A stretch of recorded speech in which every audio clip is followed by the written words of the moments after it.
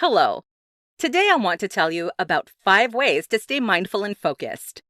Many studies have shown that practicing mindfulness is a great way to train your brain to stay focused.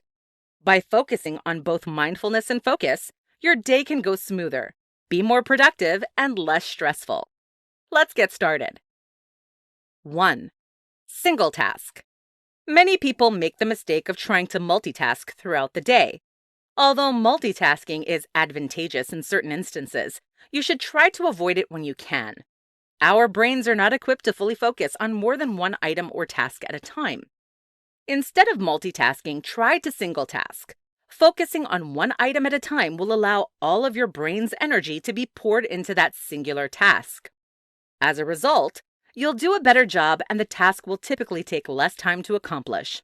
Not to mention, only focusing on one task at a time allows you to be fully involved in the process,